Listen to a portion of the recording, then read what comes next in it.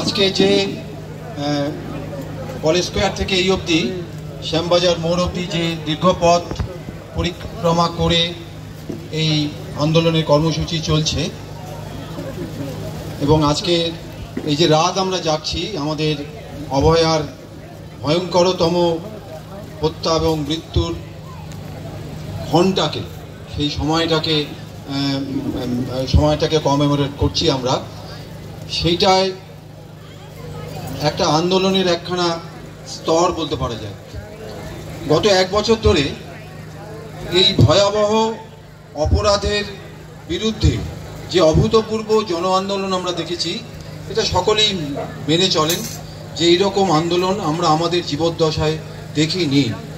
এবং তার পাশাপাশি একটা নির্বাচিত প্রতিনিধিত্বমূলক গণতন্ত্রের নিয়ম মেনে নির্বাচিত বা নিয়ম মেনে বা না মেনে নির্বাচিত সরকার তার যে নির্লজ্জতা, এই অপরাধের ভয়ঙ্করতম অপরাধকে ধামাচাপা দেওয়ার, প্রমাণ লোপাট, সর্বব্যাপী যে তাদের অপরাধমূলক কার্যক্রম, সেটাও কিন্তু একটি অভূতপূর্ব ঘটনা। এইরকম আমরা কিন্তু কোনোদিন দেখিনি।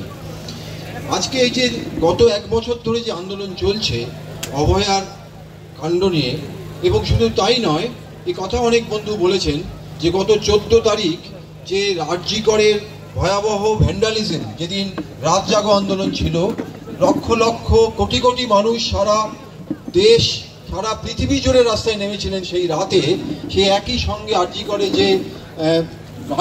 যে ইমার্জেন্সি এবং একটা বিরাট অংশকে ধ্বংসস্তূপে পরিণত করা হয়েছিল, যার প্রতিফল স্বরূপ মানুষের চিকিৎসা বিঘ্নিত হয়েছে, যার প্রতিফল স্বরূপ অসুস্থ মানুষ চিকিৎসা পাননি, তার জন্য পরোক্ষভাবে হয়তো কিছু মানুষের মৃত্যু ঘটেছে, সেইটা নিয়ে সরকারের অস্বাভাবিক নিরাপত্তা এবং সেটার কোনো বিচার না হওয়া, এই দুটোই কিন্তু সমানভাবে অপরাধ এবং এই নিয়ে আমাদের আন্দোলনের দাবির মধ্যে এগুলো আছে এবং থাকবে। ফলে সেই দুটো দাবি আমরা তুলব।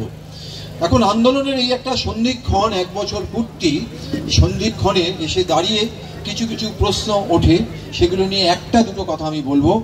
সেটা হচ্ছে যে এই যে তৃণমূল সরকার, এই যে প্রবল পরাক্রান্ত সরকার, যারা কোমর বেঁধে এই অপরাধের যাতে বিচার না হয় তার জন্য নেমেছে এবং এই ভয়াবহ হত্যাকাণ্ডকে একটি রোগা মাতাল অপরাধী ছেলের কাজ বলে চালানোর চেষ্টা হচ্ছে, এবং এর পিছনে যে একটা সংগঠিত অপরাধ চক্র কাজ করেছে, যার মধ্যে বহু সরকারি কর্মচারী এমনকি কিছু চিকিৎসকও বোধহয় যুক্ত, এই বিষয়টাকে তারা অস্বীকার করতে চাইছে।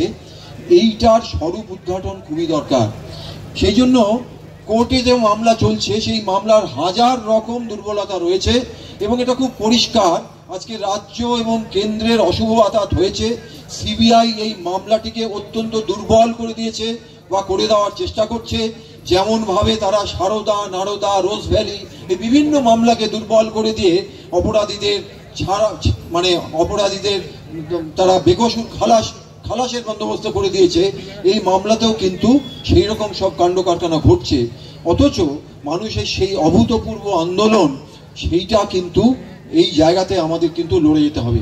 একটা কথা বলতে চাই যে কথাটা অতীতে পূর্ববর্তী বক্তারা সকলেই বলেছেন, এর জন্য দীর্ঘস্থায়ী আন্দোলন দরকার।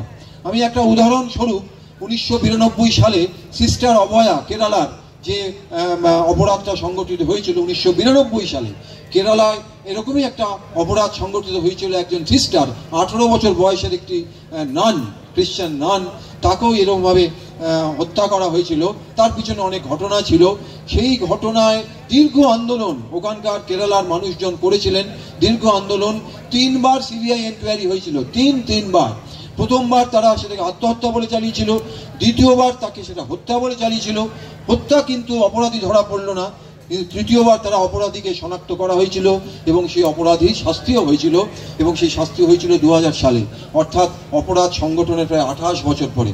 আমি বলছি না যে আমাদের ক্ষেত্রেও তাই হবে, কারণ আমাদের ক্ষেত্রেও, আমাদের মেয়েটির ক্ষেত্রে অপরাধটা এত জলজ্জান্ত হয়েছে যে এবং সমস্ত প্রমাণ লোপাটের পরেও এমন কিছু প্রমাণ হয়তো এখনো আছে, এমন কিছু সাক্ষ্য এখনো আছে।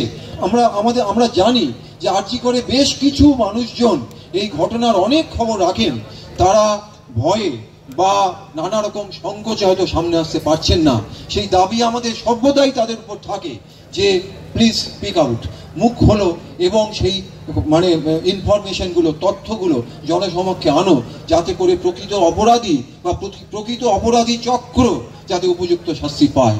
কিন্তু আমাদের এই সংগঠিত আন্দোলনের তরফ থেকে সেই চাপটা কিন্তু রাখতে হবে, চাপটা সর্বদা রাখতে হবে। এবং পাশাপাশি এই আন্দোলন, অভয় আন্দোলনের পাশাপাশি সামগ্রিকভাবে যে জেন্ডার ইস্যুটা, যে লিঙ্গ সংক্রান্ত ইস্যুটা যেটা উঠে এলো, যার জন্য 14 তারিখ গত বছরের 14ই আগস্ট যে অভূতপূর্ব জনসমাগম দেখা গিয়েছিল, প্রতিটি মেয়ে, প্রতিটি মা, প্রতিটি মেয়ের মা বাবা তারা কিন্তু সেদিন রাস্তায় নেমেছিলেন। ফলে সেই জেন্ডার ইস্যুটাকেও কিন্তু আমাদের ঊর্ধ্বে তুলে ধরতে হবে। সেজন্য জেন্ডার ইস্যুর জন্য যা যা করণীয়, এই নিয়ে আমরা বহু কাজকর্ম বেশ কিছু করেছি গত 1 বছর ধরে। বহু শ্বেতপত্র বানানোর চেষ্টা হয়েছে, বেশ কিছু আমরা জমা দিয়েছি। সুপ্রিম কোর্টের নির্দেশে যে ন্যাশনাল টাস্ক ফোর্স তৈরি হয়েছে, সেখানেও আমরা আমাদের জয়েন্ট প্ল্যাটফর্ম অফ ডক্টরস বা বিভিন্ন অন্যান্য সংগঠন যেমন হেলথ সার্ভিস অ্যাসোসিয়েশন বা আরও অন্যান্য অর্গানাইজেশনের তরফ থেকে আমরা সেখানে বিভিন্ন হোয়াইট পেপার আমরা জমা দিয়েছি। কিন্তু সেগুলো পড়েই আছে, সেগুলো নিয়ে কিছু নেই। কিন্তু আন্দোলনের চাপে সেইখানকার যে রেকমেন্ডেশনগুলো, আমাদের যে দীর্ঘ পরিশ্রমের ফসলস্বরূপ যে সমস্ত জেন্ডার ভায়োলেন্স নিয়ে যে সমস্ত কথাগুলো আমরা বলেছিলাম, যেমন আমরা বলেছিলাম যে প্রতিটি ওয়ার্ডে, প্রতিটি গ্রাম সভায় একটা সেন্টার থাকতে হবে, যেখানে অসহায় মানে যেখানে যে সমস্ত মহিলারা বিপদে পড়বেন তারা শেল্টার নিতে পারেন। প্রতিটি স্টেশনে সেরকম ব্যবস্থা রাখতে হবে। তারপরে হচ্ছে এরকম অনেক অনেক রেকমেন্ডেশন, সেগুলো আমরা করেছিলাম দীর্ঘ আলোচনার পরিপ্রেক্ষিতে, বহু আলাপ আলোচনার পরিপ্রেক্ষিতে, এবং সেগুলো আমরা যে সুপ্রিম কোর্ট নিয়োজিত ন্যাশনাল টাস্ক ফোর্স সেখানে আমরা জমাও দিয়েছিলাম। কিন্তু এই সামগ্রিকভাবে যে জেন্ডার মুভমেন্ট, অভয়া আন্দোলনকে কেন্দ্র করে জেন্ডার মুভমেন্ট, এক হচ্ছে এই অভয়া মামলার অপরাধীর শাস্তি এবং সেই সংক্রান্ত যে সম্প্রতি বালিগঞ্জে যে কসবায় যে কাণ্ড ঘটেছে, সমস্ত কিছু তার যেমন শাস্তি চাই, অপরাধীর বিচার এবং শাস্তি চাই, পাশাপাশি এই যে জেন্ডার ইস্যুটা তারও কিন্তু একটা মানে একটা উচ্চকিত প্রতিবাদ এবং একটা সংগঠিত প্রতিবাদ, একটা ইউনাইটেড মুভমেন্ট এবং ইউনাইটেড প্রোটেস্ট হওয়া দরকার, সেটা আমরা মনে করি। এবং এখানে চিকিৎসক, চিকিৎসা কর্মী, শিক্ষক, সমস্ত রকম জনসাধারণের সমস্ত অংশকে মিলে একটা যৌথ আন্দোলন হওয়া দরকার।